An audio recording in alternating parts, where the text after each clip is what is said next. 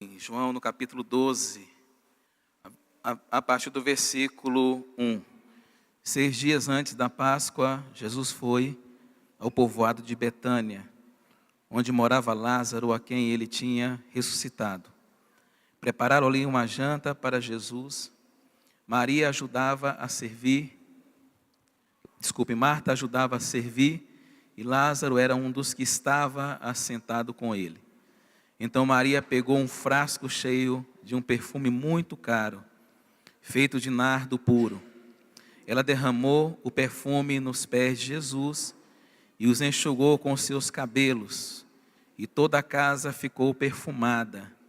Mas Judas Iscariotes, o discípulo que ia trair Jesus, disse: este perfume vale mais de 300 moedas de prata, porque não foi vendido e o dinheiro dado aos pobres? Judas disse isso não porque tivesse pena dos pobres, mas porque era ladrão. Ele tomava conta da bolsa de dinheiro e costumava tirar do que punha nela. Então Jesus respondeu: deixa Maria em paz, que ela guarde isso para o dia do meu sepultamento. Os pobres estarão sempre com vocês, mas eu não estarei sempre com vocês.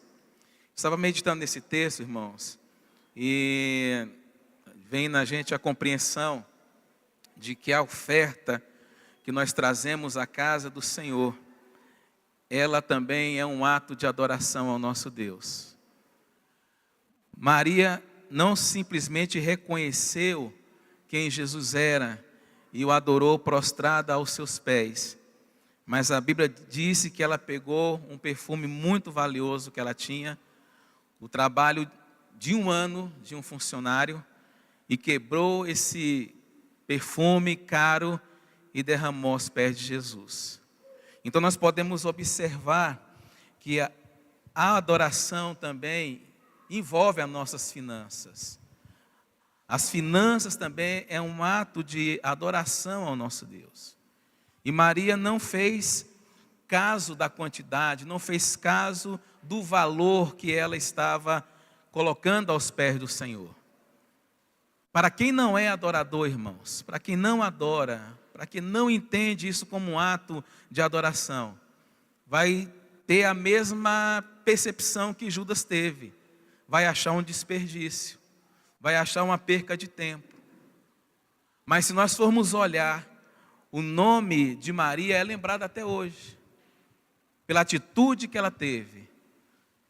Mas o nome de Judas foi esquecido. Nós podemos ver que existe várias Marias hoje no nosso meio, não é assim? Os pais, quando a filha nasce, vai lá e coloca o nome de Maria.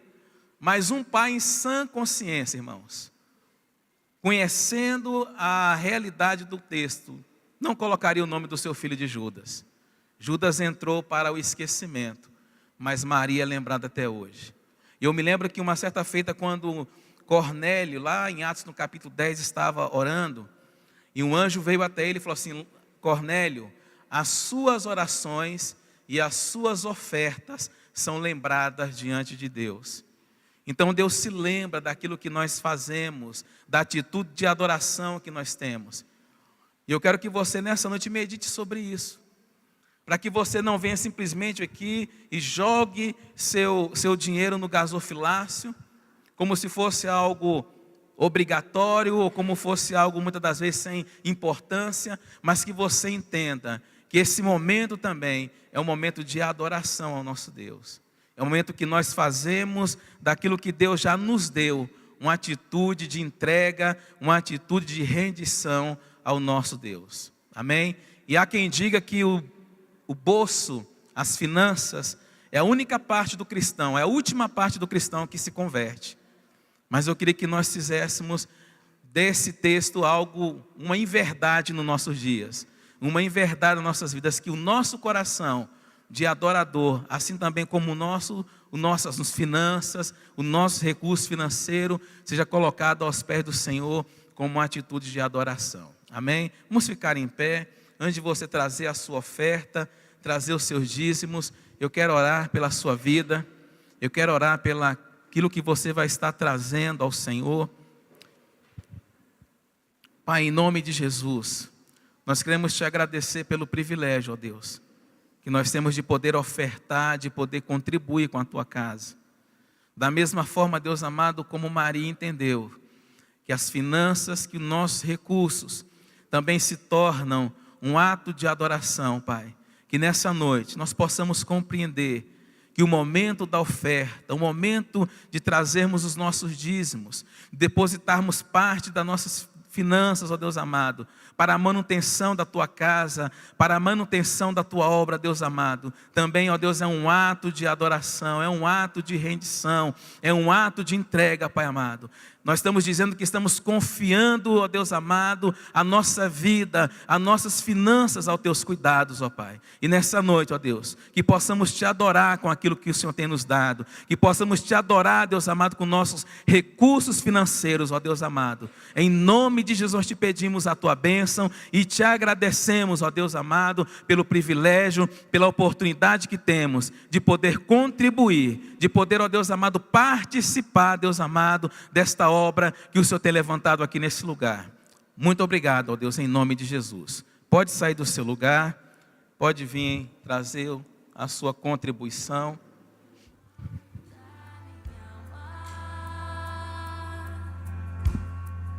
Senhor, te amo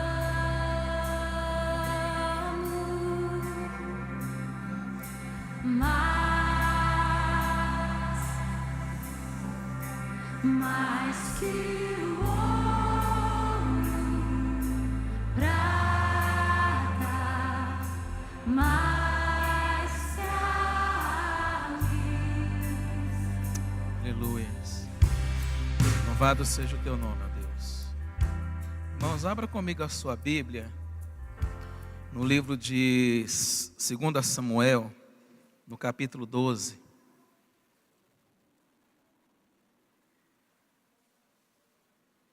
Livro de 2 Samuel, capítulo 12, do versículo 18 ao versículo 24.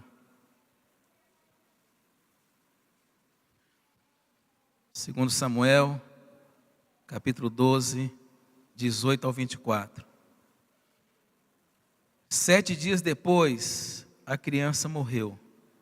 Os conselheiros de Davi ficaram com medo de dizer-lhe que a criança estava morta e comentaram: enquanto a criança ainda estava viva, falávamos com ele e ele não quis escutar-nos.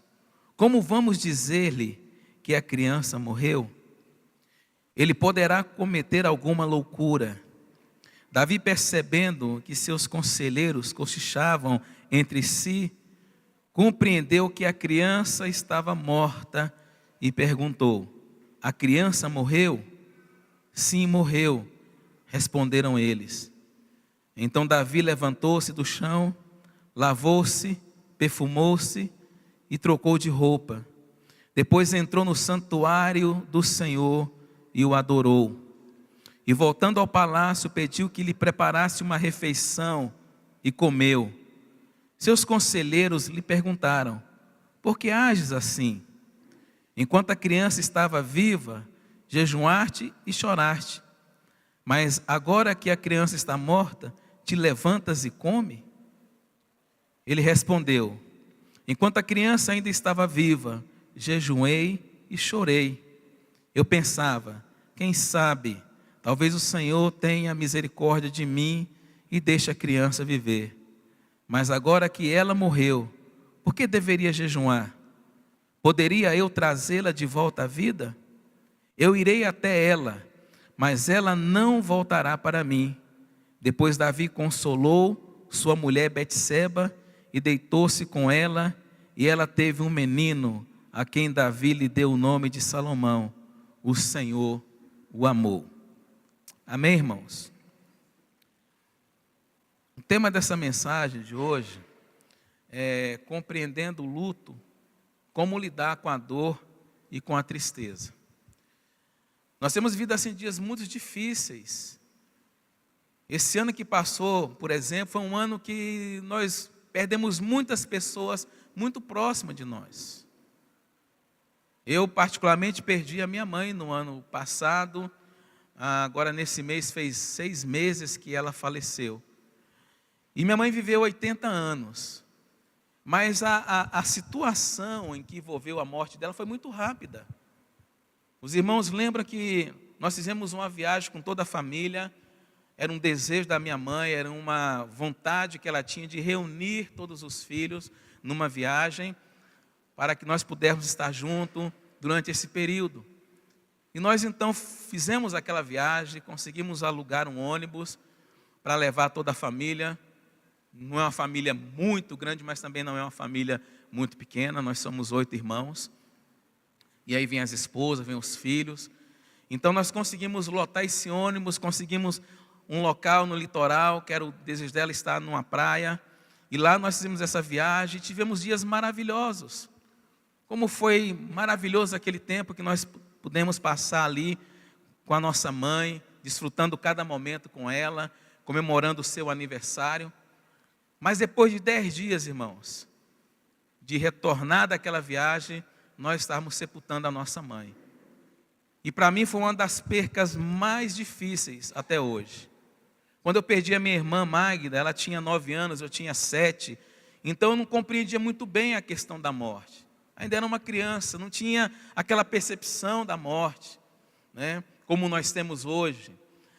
A criança, na verdade, nós deveríamos ter a concepção que a criança tem em relação à morte. Porque quando uma pessoa morre, para a criança, aquela pessoa está no céu, está com Deus, então está no melhor lugar que poderia estar. E aquilo, de certa forma, conforta o coração da criança, aquilo, de certa forma, deixa a criança mais consolada. Mas para nós que vamos crescendo, vai ficando cada vez mais difícil lidar com essa questão. Mesmo sabendo, irmãos, que nós vamos nascer, vamos crescer, vamos reproduzir e vamos morrer. Mas quando chega o momento da morte, a gente nunca está preparado. Eu tive o privilégio de viver 80 anos ao lado da minha mãe. 80 não, né? Eu vivi 51 anos ao lado da minha mãe. Mas eu tive ela conosco até os 80. E mesmo assim, nós queríamos que ela vivesse mais tempo conosco. Então, a morte não é algo que nós lidamos com facilidade com ela. O luto é algo doloroso. O luto nos deixa em um estado de introspecção e de tristeza profunda. E vem um sentimento de desolação em nossos corações pelo luto. Mesmo sabendo da realidade da morte. Mas eu entendo o seguinte, irmãos, é o que a Bíblia diz lá em Eclesiastes, que Deus colocou a eternidade no coração do homem. Então nós nunca vamos lidar de maneira natural com a morte. A morte sempre vai gerar algo doloroso em nós. A morte sempre vai gerar algo que vai nos angustiar, que vai nos entristecer profundamente. E até hoje, quando eu lembro da minha mãe, quando eu vejo alguma coisa que me recorda dela, eu ainda choro. Choro de saudade, choro pelas lembranças, mas há aquele sentimento ainda de perca em nosso coração. E nós precisamos aprender a lidar com essa experiência. Porque essa experiência, se ela não for lidada da melhor maneira possível, nós podemos perder muitas coisas na nossa vida. Nós podemos perder muitas oportunidades de crescimento na nossa vida. E nós podemos assim observar e até mesmo estranhar como os próprios conselheiros de Davi entendeu a reação de Davi. Enquanto a criança estava doente, Davi chorava, Davi jejuava, Davi pedia a Deus pela vida daquela criança, mas a criança morre e a notícia chega até ele, logo ele tira aquela roupa, aquelas vestes que ele estava, se veste com a roupa real, vai para o templo, vai adorar a Deus, depois volta, pede para comer uma comida, pede que se faça uma comida para que ele pudesse se alimentar, e aquilo gera uma certa estranheza para aqueles homens, que pensavam, olha, quando a criança estava viva ainda, A gente estava com medo de Davi fazer uma loucura. Mas eu não entendo o que aconteceu. Mas a situação é, irmãos, que Davi soube lidar com esse momento. Davi soube lidar com essa situação. Davi soube ter uma visão correta do luto, uma visão correta da tristeza, uma visão correta da dor que ele estava sentindo. E olha que interessante que ele diz o seguinte: olha, a criança, ela não vai voltar a mim mais. Isso joga por terra a doutrina da reencarnação. Essa criança nunca mais voltará. Porque de acordo com a doutrina da reencarnação, a pessoa pode voltar em outra vida. Pode voltar em um outro corpo. Mas como a palavra de Deus diz, lá no livro de Hebreus, que a morte, que o homem está determinado a morrer uma única vez, depois disso o juízo, Davi entendeu isso. Davi compreendeu esse princípio que rege a morte física, que aquela criança nunca mais voltaria a ele. Mas ele também entende, e nós podemos ver mesmo no meio da morte, uma esperança acesa no coração de Davi. Quando ele diz: olha, ela não vai voltar mais a mim, mas um dia eu irei até ela. Davi sabia que a morte não era o fim das coisas. Davi sabia que havia uma eternidade em que ele iria se reencontrar com essa criança. E nós precisamos, amado, no meio das percas da nossa vida, nós precisamos saber lidar com essas situações. E o luto não é algo que está simplesmente ligado a uma morte de alguém, de um ente querido. Mas o luto também pode se constituir através de um fim de um relacionamento. E eu creio que esse também é um dos lutos difícil de lidar com ele. Por exemplo, uma separação, um divórcio.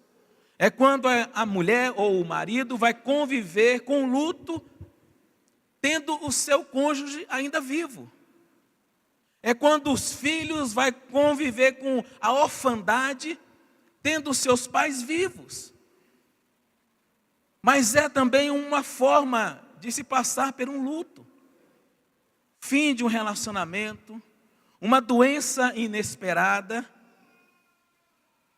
a perca de um emprego, a perca da sua vitalidade física, tudo isso pode se tornar um luto na sua vida.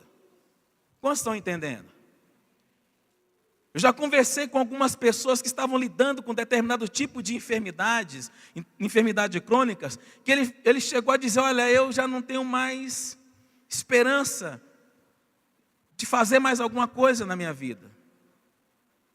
Meus sonhos morreram, meus sonhos foram sepultados, eu não espero mais nada da vida, eu não tenho mais nenhuma perspectiva de fazer alguma coisa, pela a limitação que aquela doença colocou sobre aquela pessoa. Então parte da pessoa, mesmo ainda estando viva, ela está lidando com o luto. Muitas pessoas, por sair de uma forma traumática de um relacionamento, essa área da vida dela, de certa forma, morre também. Ela não tem mais esperança, ou ela não consegue mais confiar o seu coração, as suas emoções, os seus sentimentos em um outro relacionamento.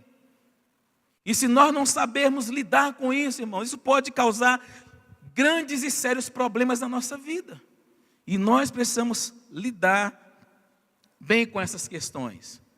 Então, para que a gente possa entender, irmão, a questão do luto e como lidar com a dor e o sofrimento, a gente precisa entender as fases que nós passamos no luto. A primeira dela, a negação. Quando a pessoa não acredita, quando a pessoa não consegue acreditar no que está acontecendo com ela. Às vezes eu estava lá em casa, assim, deitado, de repente vinha aquele susto. Minha mãe morreu. E parecia que eu não estava acreditando, parecia que eu estava vendo um pesadelo. Eu conversando com meu irmão mais velho, eu falei assim: olha, eu não consegui ainda sepultar a minha mãe, eu não consegui chorar a minha mãe ainda, o luto pela minha mãe, eu não tenho conseguido chorar ainda. Porque aí vem aquela fase da negação, de você não estar acreditando no que está acontecendo. Mas é uma fase, irmãos. Isso não pode durar muito tempo na nossa vida. Tem mães que perderam filhos em situações difíceis e que até hoje não conseguiu acreditar, não conseguiu enterrar, não conseguiu lidar com a ideia da perca. E sofre por um período muito mais longo. E nós precisamos entender que tem essa fase, mas essa fase também ela tem que passar na nossa vida. Precisamos assimilar a realidade, que a morte chegou, que a situação é real, que o problema é sério, que o problema é real, para que nós possamos saber como lidar. Uma outra fase que vem também no luto é a raiva, a indignação. Eu me lembro que quando Davi ficou sabendo da morte do rei Saul, quando a pessoa veio entregar a notícia, Davi ficou com tanta raiva que mandou matar o mensageiro. Uma vez eu estava em um velório, quando eu fui me aproximar da pessoa, a pessoa, não toca em mim. Eu não quero falar com ninguém. Meu pai morreu. E eu me afastei lentamente, aguardei no canto, fiquei ali observando, porque eu entendi o momento, irmãos. E se a gente não entende essas situações que envolvem o momento do luto, da dor, da perca, a gente pode fazer mau juízo das pessoas.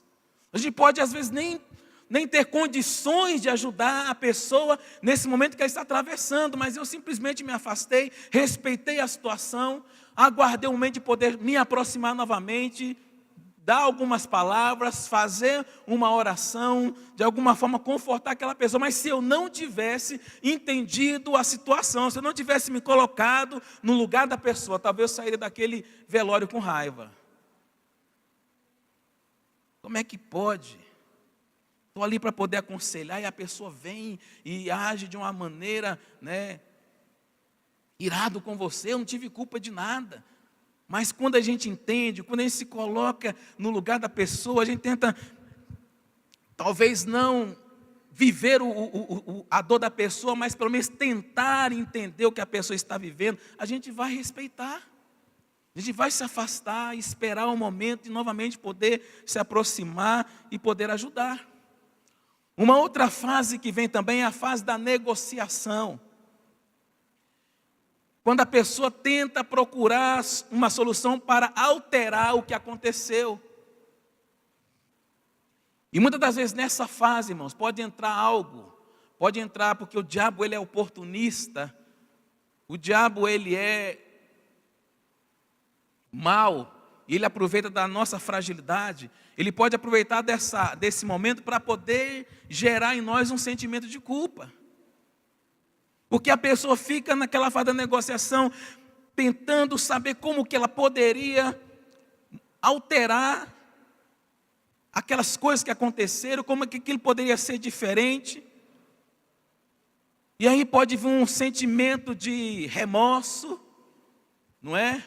Quantas vezes a gente está num velório e a gente vê aquela pessoa chorando copiosamente, quase se lançando dentro do caixão, e de repente você ouve os comentários, essa aí dava muito trabalho quando a mãe era viva. Essa aí passou muita contrariedade para os pais. Então vem aquele sentimento de remorso. Talvez não ter lidado bem, não ter aproveitado o momento, não ter sido um bom filho, não ter sido um bom marido, não ter sido um bom pai. Muitas das vezes quando a gente faz a lição de casa, irmãos, direito, mesmo assim vem esse sentimento. Eu não me considero assim um filho que deu muito trabalho para os meus pais, muita preocupação para minha mãe. Mas mesmo assim parece que vem aquela coisa assim, querendo, não, será que eu não poderia ter aproveitado mais? Será que eu não poderia ter?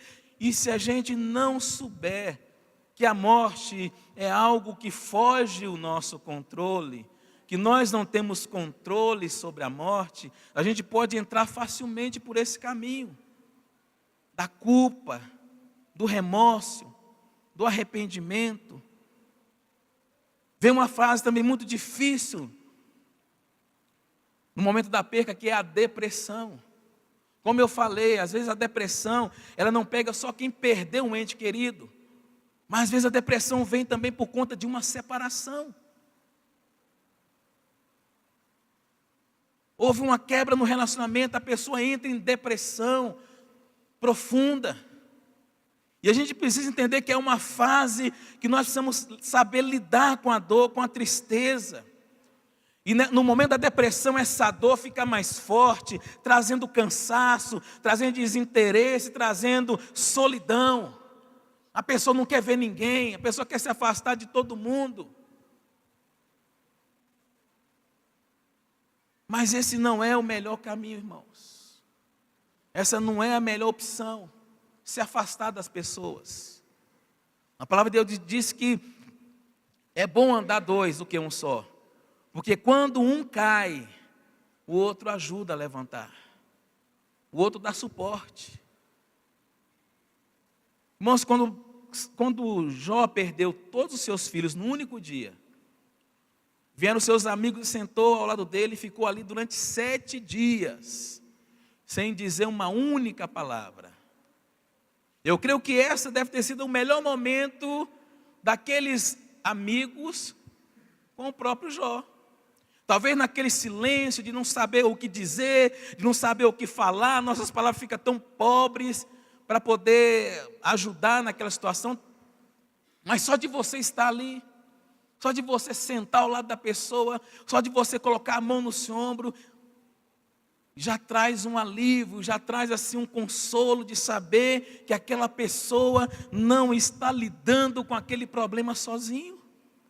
E nós como igreja precisamos estar atentos, percebendo essas coisas. Tem pessoas que estão vivendo uma depressão e muitas das vezes nós não estamos conseguindo enxergar. E é nesse momento que nós precisamos estar atentos, que nós precisamos realmente deixar ali, né, a nossa mão estendida para ajudar, para dar a mão, para auxiliar, para encorajar a pessoa, para tirar a pessoa dessa situação. Amém, irmãos? E por fim vem a fase final, que é a fase da aceitação. Foi exatamente nesse momento que Davi chega. Davi entendeu que aprove a Deus levar aquela criança, mesmo ele orando, mesmo ele pedindo. Você não vê Davi se acusando, apesar daquela criança ser um fruto de um adultério, mas você não vê Davi se acusando, você não vê Davi colocando a culpa em Deus, você não vai ver Jó colocando a culpa em Deus, por ter perdido os seus filhos. Houve simplesmente uma aceitação, houve simplesmente uma entrega diante daquela situação dolorosa.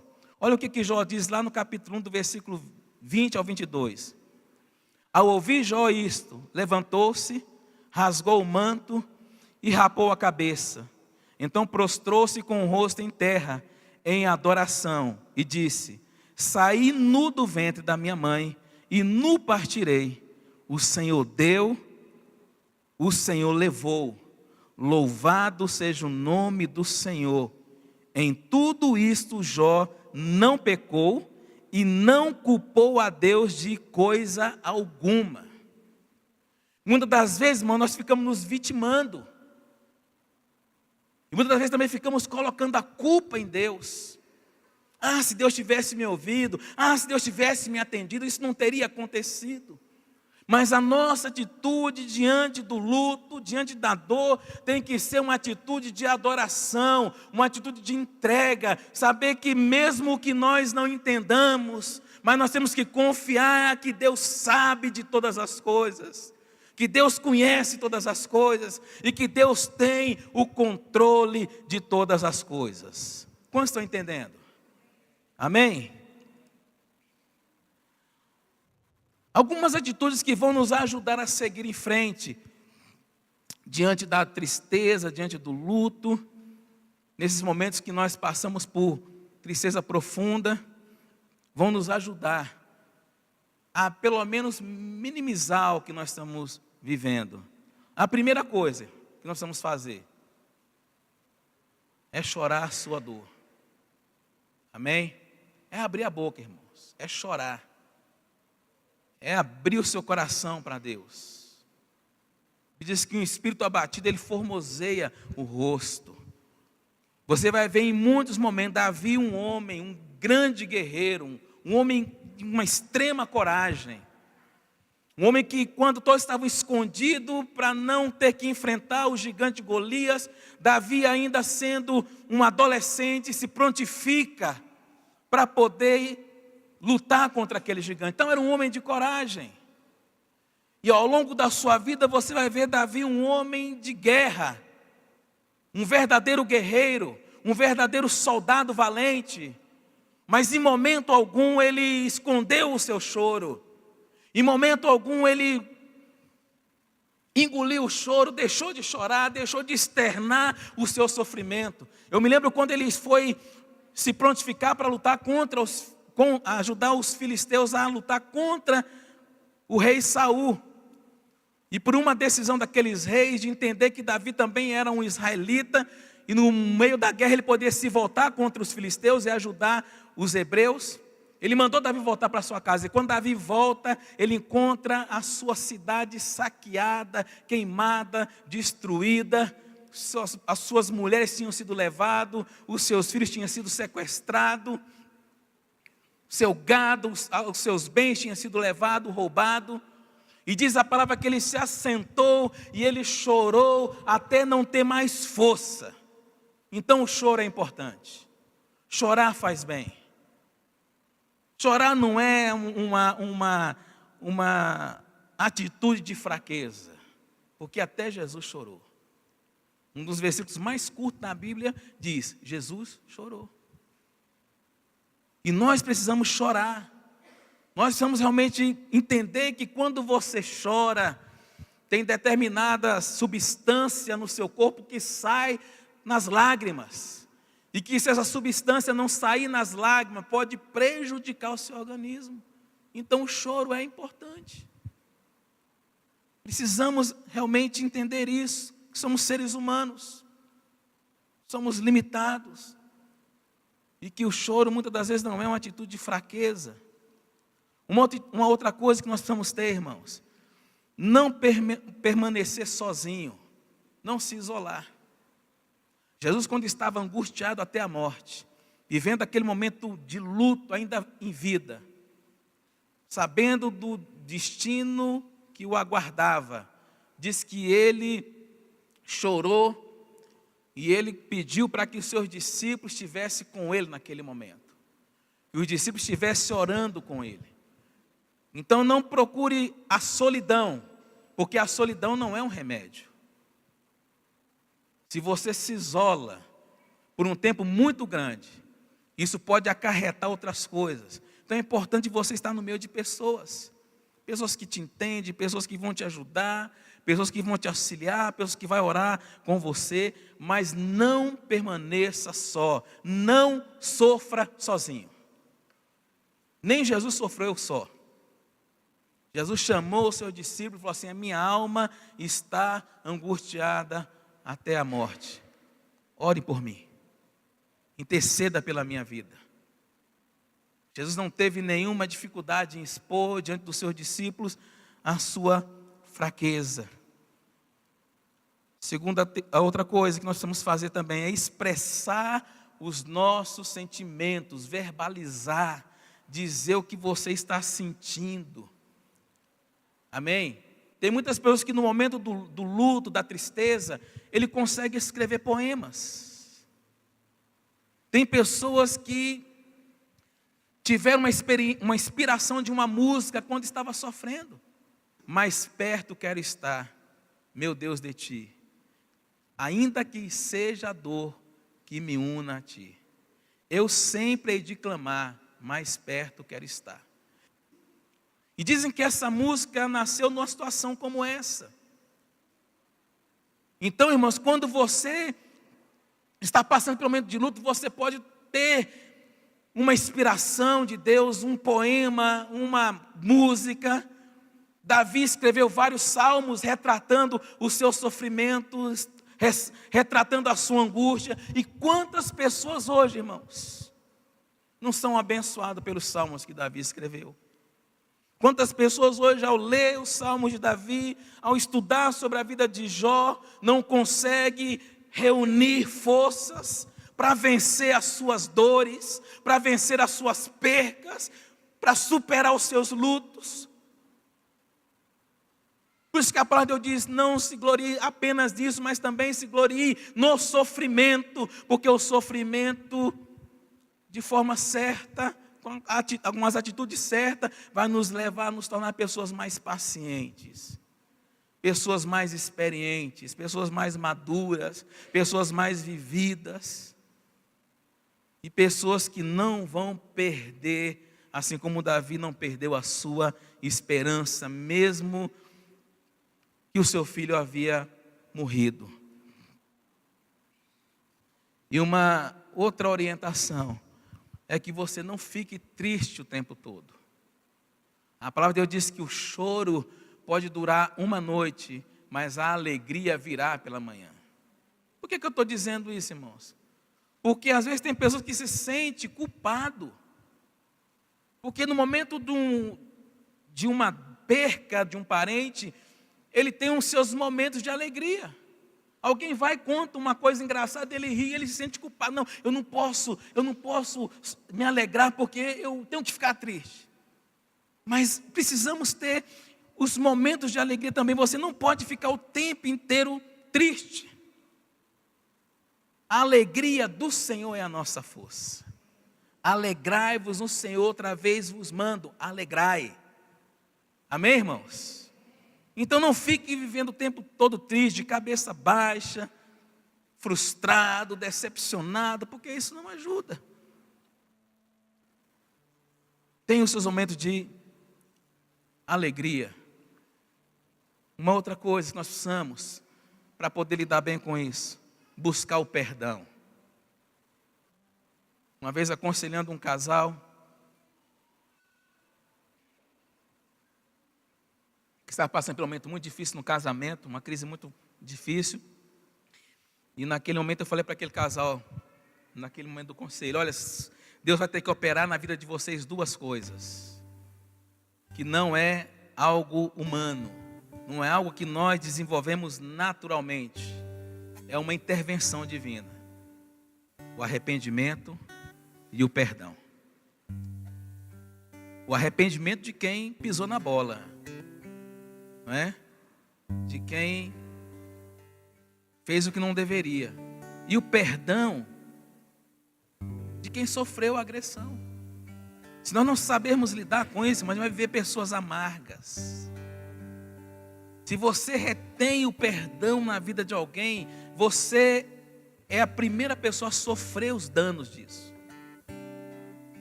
Quando você não perdoa, você não libera aquela pessoa, você fica preso àquela situação. Você dorme com aquela situação, você levanta com aquele problema, você almoça, janta com aquele problema, você vai para o trabalho, levanta, porque o perdão, ele tem o poder de liberar essas coisas, de curar essas áreas que constituem perdas na nossa vida. Amém? Então não fique assim pensando, não, eu deveria ter feito diferente, ou a pessoa deveria ter feito diferente. Não, se perdoe. Perdoe as pessoas e perdoe você mesmo. Tem pessoas que carregam a culpa de situações que aconteceram até hoje. Mesmo essas coisas tendo acontecido há anos atrás. Continua carregando o fardo, continua carregando o peso. Não se perdoa. E quando você não perdoa, você se tranca nos seus relacionamentos, aí você não abre uma porta para poder viver outras experiências na sua vida. Mas quando você busca o perdão, quando você entende que tem coisas que não dependem de nós. Eu poderia ter sido muito mais presente na vida da minha mãe.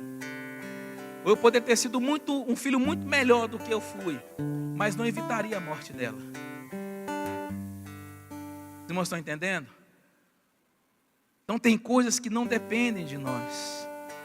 Mas quando nós sabemos lidar, entender essas coisas, essas situações se tornam mais fáceis na nossa vida. Amém? E por último, para encerrar, nós vamos buscar em todos os momentos, em qualquer que seja a situação que você está vivendo. Ele perdeu o emprego, então é um luto para você.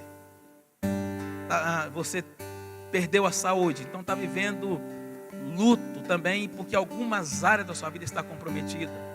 Ou talvez porque morreu alguém. Mas você precisa entender que, seja qual for a situação que você possa estar vivendo, nós sempre precisamos contar com a cooperação, com a ajuda de Deus, com a ajuda do Espírito Santo. Mas aos que sofrem, Ele os livra em meio aos sofrimentos. Em sua aflição, Ele lhes fala. Amém? E tem um texto que diz: nunca mais se porá o teu sol, nem a tua lua minguará, porque o Senhor será a tua luz perpétua, e os seus dias do teu luto findarão. Um outro texto diz: de fato, vocês se tornaram nossos imitadores e do Senhor, pois apesar de muito sofrimento, receberam a palavra com alegria que vem do Espírito Santo de Deus. Amém? Vamos ficar em pé nessa hora.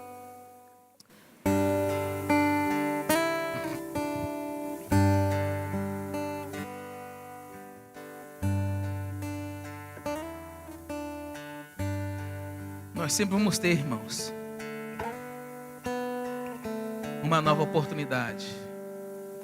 Seja qual for a situação, seja qual for o problema, se tivermos as atitudes certas, sempre haverá espaço em nosso coração para alimentar a nossa esperança. Amém? Davi falou assim: olha, essa criança nunca mais voltará a mim. Eu não vou ver essa criança crescer, eu não vou ver ela falar papai, mamãe, eu não vou ver essa criança dar os seus primeiros passinhos. Mas uma coisa eu tenho certeza: eu me encontrarei com ela novamente. Esperança.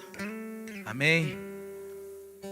Eu queria ler para vocês algo que eu escrevi aqui, para que nós possamos entender que o nosso Deus é um Deus de novas oportunidades. Que por mais séria, por mais difícil que possa ser o problema, a situação não está de tudo perdido. Nós sabemos que o livro de Gênesis é o livro do começo, não é? O início de tudo. E Apocalipse é o livro do fim de todas as coisas. E olha o que nós podemos observar, irmãos. O primeiro céus, em Gênesis a gente vai ver o primeiro céus e a primeira terra. No livro de Apocalipse você vai ver novo céu e nova terra. No livro de Gênesis você vai ver o primeiro jardim e a árvore da vida, que é guardada, Adão e Eva não podem mais ter acesso àquela árvore. Mas lá em Apocalipse você vai ver a cidade do jardim e a árvore da vida à disposição de todos. No Gênesis a gente vê o primeiro casamento, e lá em Apocalipse você vai participar do último casamento, a boda do Cordeiro. Amém? Quantos estão aguardando por esse grande dia? Amém? Essa mulher que você está vivendo com ela, você vai permanecer casado com ela até o final. Vai ser o seu único casamento aqui na terra. Amém? Mas você vai se casar um dia. A noiva de Cristo, a igreja do Senhor, vai se tornar a esposa do Cordeiro. Amém? Quantos têm essa esperança? Então nós vamos ver isso lá em Apocalipse. Em Gênesis, Satanás tenta Eva a pecar, não é? Mas lá em Apocalipse, Satanás é lançado no lago de fogo. Amém, irmãos? No Gênesis, a morte entra em cena. No Apocalipse, não há mais morte. A vida eterna para sempre. No Gênesis você vai ver a construção da Babilônia, mas no Apocalipse você vai ver a destruição da Babilônia. No Gênesis nós recebemos a promessa do Redentor, mas no Apocalipse o reino do Redentor. Amém? Quantos têm essa esperança no seu coração? de comer dessa árvore, de ver novos céus e nova terra. Essa terra um dia vai passar, irmãos, e com ela todo o seu sofrimento, com ela todo o seu labor, com ela todas as suas angústias, com ela todas as suas enfermidades. Mas vai chegar um momento em que Deus vai fazer novos céus, nova terra, novas coisas estão nos aguardando, amém? Nós temos um futuro pela frente, nós temos uma eternidade pela frente.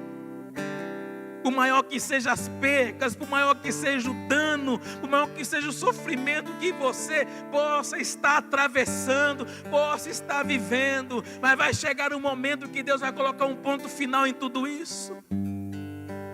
Vai chegar um momento que Deus vai enxugar do nosso rosto todas as lágrimas.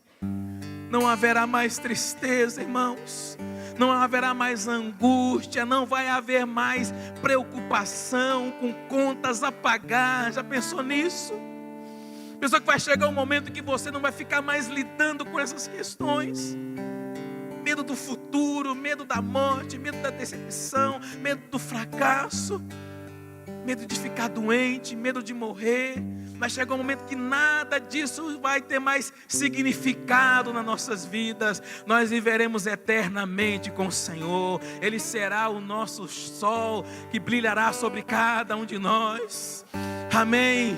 Nós vamos andar e vamos conhecer lugares inimagináveis, irmãos. Nós vamos viver na presença do nosso Rei. Eu vou poder me encontrar novamente com os meus entes queridos que morreram em Cristo. E que um dia nós vamos nos reencontrar novamente. Essa é a minha esperança. Essa tem que ser a nossa esperança. Essa tem que ser a nossa certeza. Essa tem que ser a nossa convicção diante das dificuldades. Então nesse momento, querido, eu quero te convidar a sair do seu lugar e vir aqui à frente orar.